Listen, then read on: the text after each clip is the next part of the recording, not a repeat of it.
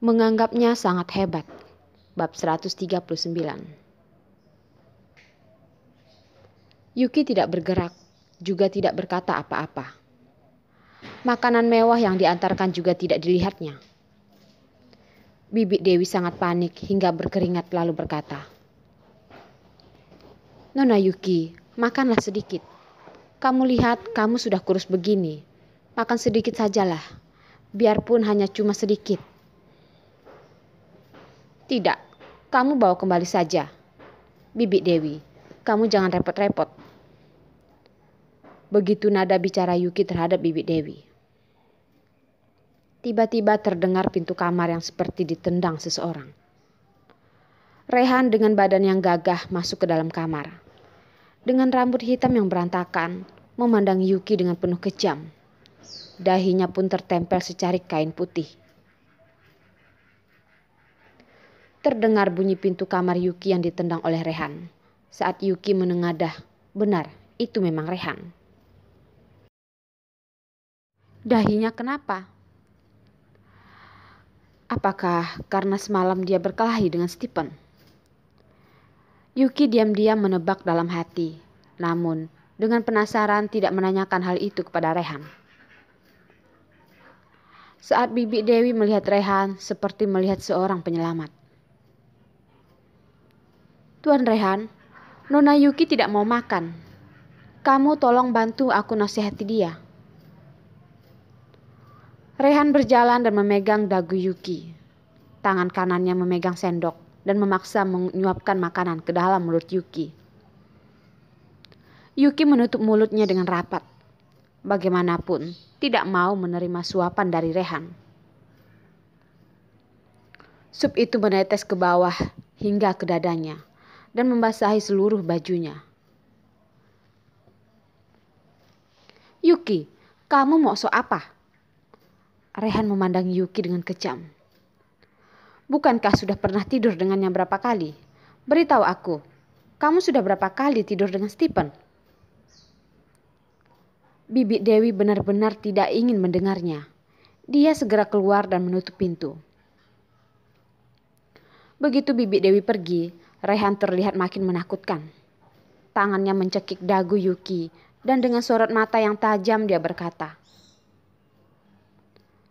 "Saat bersamaku, kamu hanya memikirkan Stephen, iya kan?" Gila. Yuki terkejut dan menengadah ke arah Rehan. Seakan tidak percaya akan telinganya sendiri. Pria ini mengapa begitu menjijikkan? Di dalam pikirannya hubungan pria dan wanita apakah hanya sekedar urusan ranjang? Yuki sama sekali tidak ingin berdebat lagi dengannya. Dengan menutup matanya, langsung menganggap Rehan seperti angin lalu. "Jawab Yuki." Rehan menarik rambut Yuki dengan kejam. Pandangannya sangat menakutkan. Rambut Yuki pun ditarik hingga sakit, namun dia sedikit pun tidak memohon kepada Rehan untuk melepaskannya. Dengan pandangan sinis melihat Rehan dan tersenyum menyindir. "Kamu ngomong apa? Kamu bilang aku dengan Stephen melakukan hal itu berapa kali? Kamu yakin kamu ingin dengar?" Dengan nada menyindir, dia sengaja membuat amarah Rehan semakin panas dan membuat kecemburuan Rehan makin tersulut di pikirannya hingga membuat dia seperti gila. "Yuki, kamu sudah berapa kali dengan Stephen melakukannya? Jawab aku." Dengan nada yang sudah seperti orang gila, Rehan bertanya kepadanya. "Rehan, kamu itu sungguh menjijikkan." Wajah Yuki mulai menjadi begitu pucat dan gemetar. Inikah pria yang ingin benar-benar Yuki cintai? Tidak, dia tidak akan pernah mencintai pria jahat semacam ini. Benar Yuki sudah buta, mengira dia benar-benar mencintainya. Menjijikkan. Aku beritahu kamu apa yang benar-benar menjijikkan. Rehan dengan kejam menarik rambut Yuki dan menjatuhkan Yuki ke bawah ranjang. Menekan bel di bawah meja dan bel itu pun berbunyi. Bibi Dewi, minta Paman Wang mencarikan aku orang-orang di pinggir jalan. Tidak lama kemudian datanglah bermacam-macam orang-orang jalanan yang bertato masuk ke dalam. Yuki pun berteriak hingga ke sudut tembok. Matanya membelalak dan melototi Rehan. Rehan, kamu sedang apa? Sedang apa? Bukannya ini yang kamu inginkan. Aku panggilkan lebih dari seorang untuk memuaskanmu. Kecemburuannya itu sudah membuat Rehan seperti hilang akal sehat. Hanya merasa terus menyakiti Yuki membuat dia lebih baik. Rehan, brengsek kamu. Yuki benar-benar tidak menyangka Rehan akan berbuat seperti itu. Dan dia hanya bisa menjerit sekuat tenaga. Rehan berkata kepada orang-orang bertato itu, hari ini, kalau kalian tidak berbuat apa-apa kepada wanita ini, jangan harap dapat melihat matahari esok. Melihat Yuki yang terus mencucurkan air mata di sudut tembok, para pria bertato itu pun hatinya menjadi luluh. Meskipun wanita ini sedikit kurus, tapi hatinya begitu baik. Hari ini, kamu benar-benar diberkati. Rehan yang memiliki sedikit kekhawatiran itu dan melihat perempuan yang ada di sudut tembok itu. Dan pria-pria bertato itu pun berkata, Aku boleh mulai tidak? Terserah, kata Rehan. Dan Rehan pun keluar lalu membanting pintu.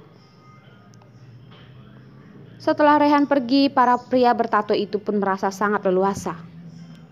Dengan pandangan penuh nafsu memandang Yuki, juga meneriakinya. Hari ini kamu begitu beruntung ya. Tidak disangka wanita yang begitu murni.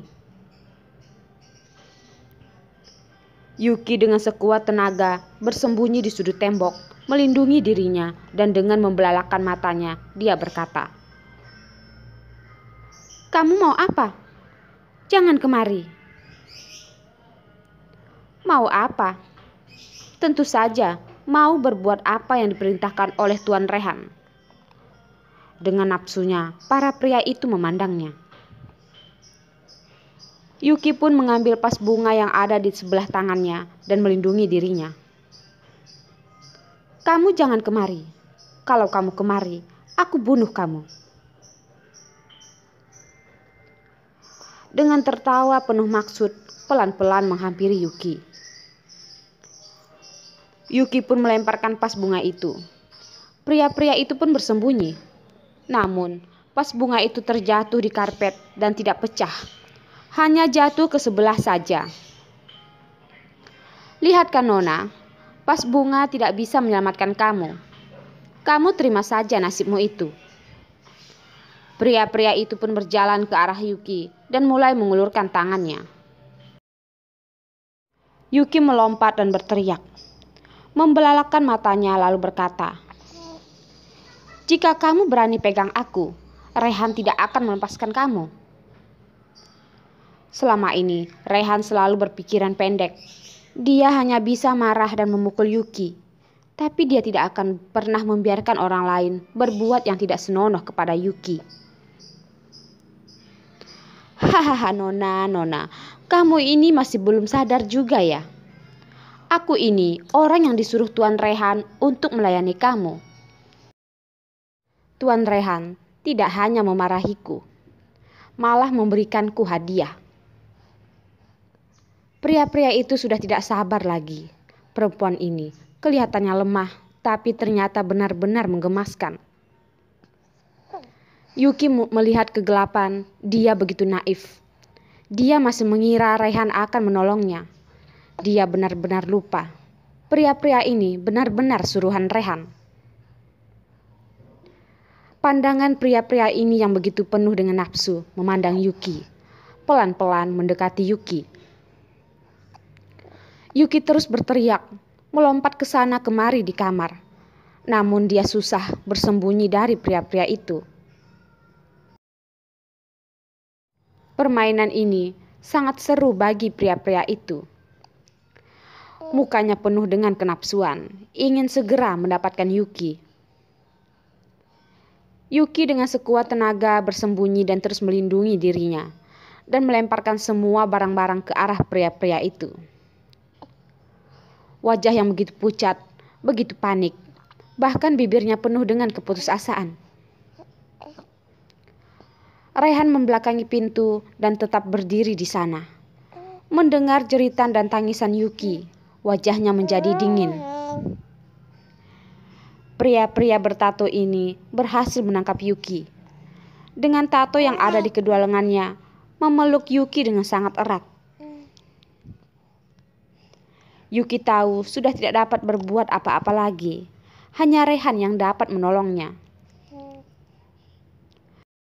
Raihan mendengar suara dingin dari dalam ruangan. Muka yang begitu tampan itu tampak tidak ada ekspresinya lagi. Ini hutang yang harus dibayar Yuki. Dia harus membayar semuanya ini. Raihan tidak boleh dipermainkan oleh siapapun. Yuki bahkan tidak memohon bantuannya. Di pikirannya hanya ada orang lain. Ya, biarkan saja dia.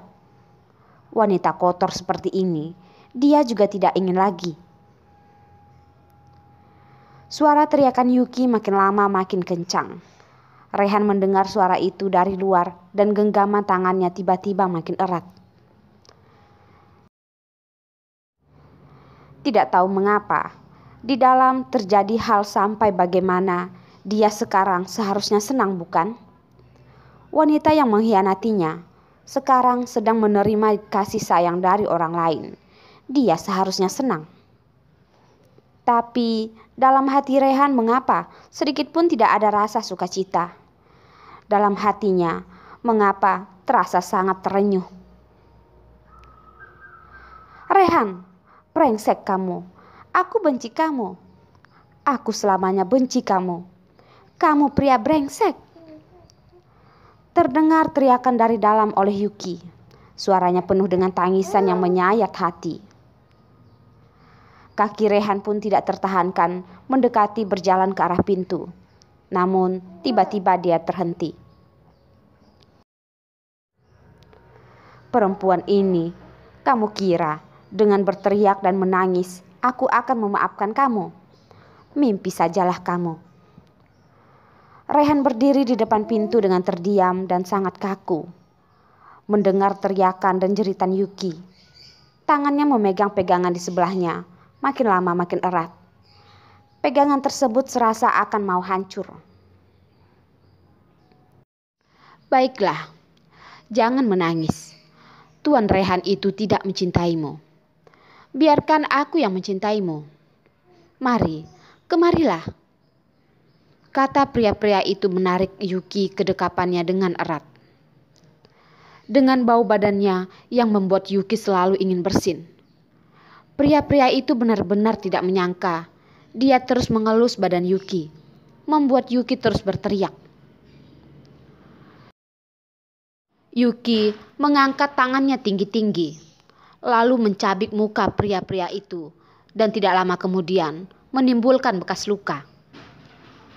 Begitu melihat tangannya penuh dengan darah, pria-pria itu baru mengerti wajah mereka dilukai oleh Yuki. Hatinya penuh dengan amarah dan langsung menarik rambut Yuki, lalu mendorongnya ke dinding. Perempuan sialan, kamu sungguh berani padaku. Pria itu kemudian menarik rambut Yuki dan mendorongkan kepalanya ke dinding terus-menerus. Terdengar bunyi yang begitu jelas, kepala Yuki dihentakkan ke dinding. Tangan Raihan pun menjadi kepalan suatu tangan yang erat. Jeritan dan tangisan Yuki terdengar sangat jelas.